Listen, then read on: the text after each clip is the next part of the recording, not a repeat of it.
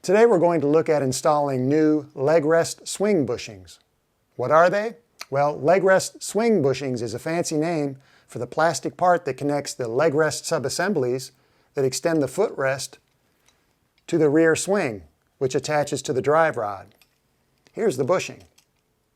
Many La-Z-Boy recliners, both manual and electric, use this part installed with a screw to hold the two together.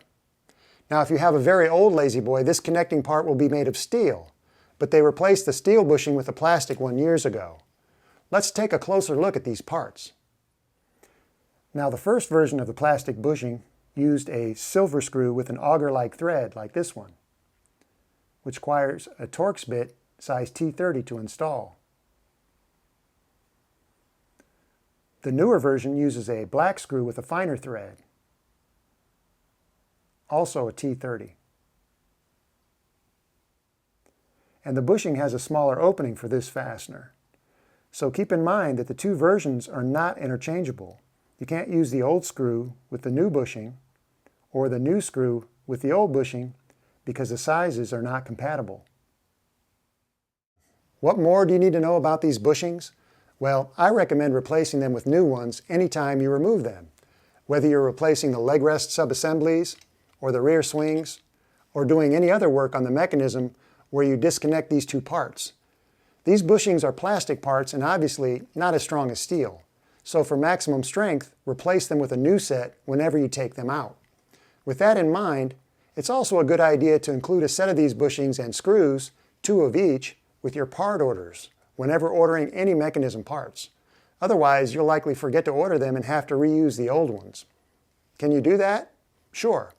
But sometimes the plastic deforms and the part will not fit back into its slot. When that happens, you'll have to shave them down with a razor knife so they'll fit again. But since these parts get heavy use, it's always better to replace them whenever possible. Okay, let's take a look at installing them. Okay, I'll show you how I install these. After you do it a few times, you'll find the method that works best for you. I'm going to use 2 tools, and both are going to use a T30 Torx bit to drive the screw. You want to start with the rear swing in the footrest closed position, which would be back behind the rocker spring. Take your bushing and push it through the round opening of the rear swing. Next, you want to take your leg extenders and push them onto the bushing as well through the cutout. Once you have both of those attached, I'm going to use a screwdriver here to get the screw started into the plastic bushing.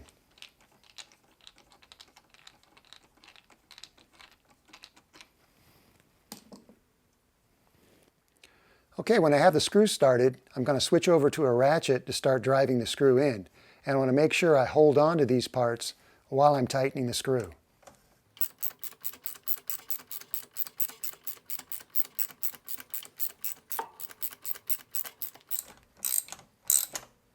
When the head is flush against the metal, I just want to cinch it in place by giving just a slight turn on the screw. If you want to install with a power screwdriver, start the screw slowly with low torque, and be sure to finish tightening by hand to avoid stripping out the plastic bushing. If you have a helper, have them hold the bushing and the parts together while you drive the screw. To remove the bushing, simply remove the screw, and that's easier if you also hold these parts together while backing the screw out. When the screw is out, separate the parts and pull the bushing out. Here's a final tip. When replacing these bushings, it's not unusual to find alignment issues with the two parts the bushing holds together. Often there's a bend in the rear swing, usually on this part. You can use the heel of your hand to push against and straighten the rear swing if it's bent.